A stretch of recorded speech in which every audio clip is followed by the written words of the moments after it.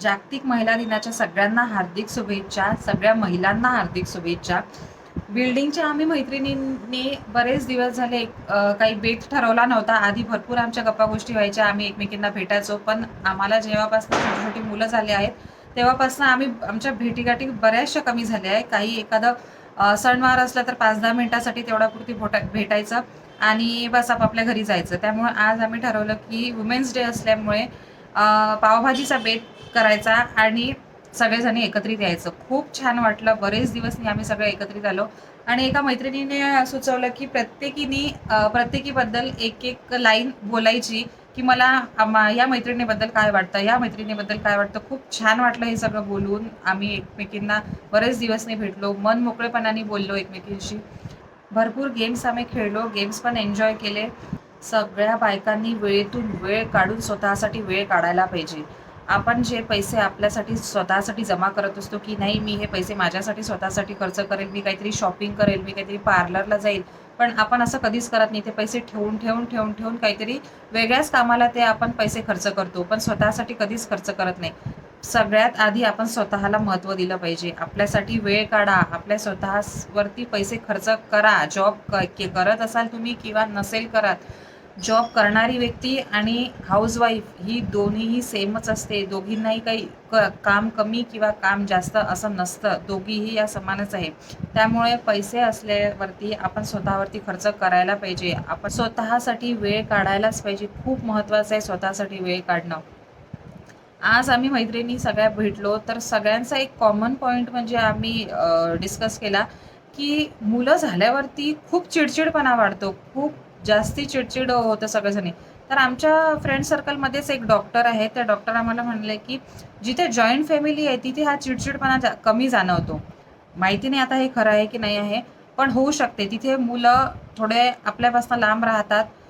आजी सांभाळते, कधी आजोबा सांभाळतात, कधी दुसरा व्यक्ती असतो तो सांभाळतो. बरोबर पण असू शकते. जिथे फक्त दोघाच नवरा-बायको राहतात, ते मुलं सारखे त्यांच्या आपल्या आजूबाजूला असतात. सगळं आवरता त्यांचं सगळं करता आपला दिवस सगळा संपून जातो. त्यामुळे आपली खूप चिडचिड होते. म्हणजे भयानक चिडचिड होते. आपण त्या मुलांना मारायला किंवा त्यांच्यावरती राग काढायलाही मागे-पुढे बघत नाही. आणि डिलिव्हरी नंतर हे होणं साहजिक आहे. हे सगळ्यांनाच होतं. हे आज आम्ही म्हणजे सगळ्यांनीच एकमेकींशी बोललो आम्ही की नाही मला मला असं वाटायचं की मलाच हा एकटीला प्रॉब्लेम आहे की काय की मीच चिडचिड करते, खूप विनाकारण चिडचिड करते, मुलांवरती राग काढते कधी-कधी. पण नाही हे दुसऱ्या माझ्या मैत्रिणींना सुद्धा होतं असं त्यांनी सांगितलेलं आहे. त्यानंतर मेमरी लॉस एखादी गोष्ट विसरून जाणं, ही पण एक कॉमन गोष्ट आज आम्ही डिस्कस केली की नाही मुलं झाल्यानंतर मेमरी लॉस झाल्यासारखी होते. बऱ्याचशा गोष्टी आपण विसरतो. हे खोटं नाही, हे खरंच आहे. बऱ्याचशा गोष्टी आपण विसरतो. काहीतरी बोलायचं असेल समोरच्या व्यक्तीसोबत, ते एकदम ब्लँक होऊन जातो आपण. आता बोलायचं होतं, आपण बोलायचं राहते ते एकदम ब्लँक होऊन जाते. मला तर असंच होतं, की मी ब्लँक होऊन जाते बोलायचं असलं. विसरूनच जाते मी काय बोलायचं असते तर. तर ह्या सगळ्या गोष्टी आहेत. त्यामुळे प्रत्येक बाईनी वुमेन्स डे आहे म्हणूनच नाही, तर प्रत्येक बाईनी तसंही स्वतःला महत्त्व सगळ्यात आधी दिलं पाहिजे. आपण सगळ्यात आधी महत्त्व नवऱ्याला देतो, मग मुलांना देतो, मग मागे-पुढे बघतो आपण आपल्याला महत्त्व द्यायचं की नाही द्यायचं. पण सगळ्यात पहिले प्रायोरिटीवरती आपण स्वतः असलं पाहिजे. स्वतःकडे पण आपण लक्ष द्यायला पाहिजे. स्वतःसाठी वेळ काढायला पाहिजे. वेळेतून वेळ काढून मैत्रिणींसोबत सुद्धा गप्पा मारायला आपण जायला पाहिजे. नाही खूप वेळ पण 15 ते 20 मिनिटं, 10 मिनिटं तरी मैत्रिणींसोबत आपण बोलायला पाहिजे. बऱ्याचशा गोष्टी अशा असतात की ज्या आपण नवऱ्यासोबत बोलू शकत नाही किंवा अजून कोणासोबत घरी शेअर करू शकत नाही. आईसोबत सुद्धा आपल्या शेअर करू शकत नाही. पण मैत्रिणींबरोबर आपण त्या गोष्टी शेअर करू शकतो. त्यांच्याबरोबर बोलू शकतो. त्यामुळे आपल्याला खूप गरजेचं आहे की मैत्रिणींसोबत एकत्रित येणं, मैत्रिणींबरोबर गप्पा मारणं, सगळ्या आपले काही प्रॉब्लेम्स असतील, काही असेल तर मन हलकं करणं हे खूप गरजेचं आहे. मुलांमध्ये, सारखं संसारात, ह्या सगळ्या गोष्टींमध्ये जॉबसुद्धा आपण करत असलो तरी पण खूप फ्रस्ट्रेट होतो माणूस. सगळ्या गोष्टीत ना आपल्याला स्वतःसाठी वेळ काढणं खूप गरजेचं आहे. खूप म्हणजे खूप. आपण एवढं स्वतःला गुंतवून घेतो प्रत्येक गोष्टीत. म्हणजे लहान मुलांना सांभाळायचं सकाळपासनं रात्रपर्यंत त्यांचंच लहान मुलांचं सांभाळण्यात सगळा वेळ जातो. सासू-सासरे असले घरात तर त्यांचं सगळं करण्यात दिवसभर वेळ जातो. बऱ्याचशा गोष्टी फॅमिलीमध्ये अशा असतात की आपण सगळं अर्पण करून देतो. ती गोष्ट वाईट नाही आहे अर्पण करायची. पण आपण स्वतःसाठी कुठेतरी वेळ काढला पाहिजे. स्वतःला आपण महत्त्व दिलं पाहिजे.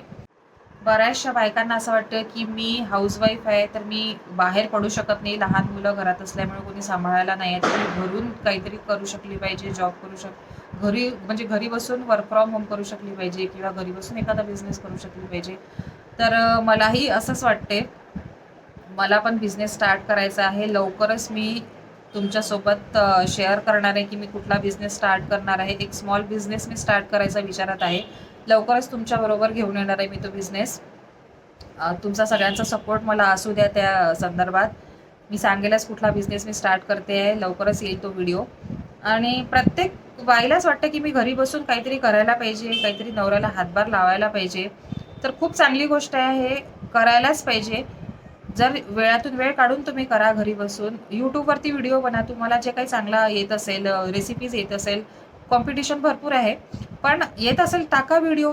काय होतं काय माहिती आहे आपल्याला, की आपली व्हिडिओ व्हायरल होतील, आपले फॉलोअर्स जास्ती होतील. काहीच सांगता येत नाही, की आपल्याला पसंती मिळेल. भरपूर व्हिडिओ जरी असले तरी पण आपल्याला पसंती मिळेल लोकांची.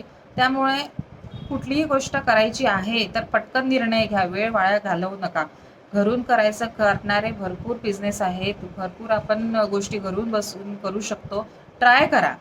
ट्राय केल्याशिवाय आपल्याला नाही करणार, की आपण काय करू शकतो आणि काय नाही करू शकत. त्यामुळे मी पण एक स्मॉल बिझनेस स्टार्ट करणार आहे.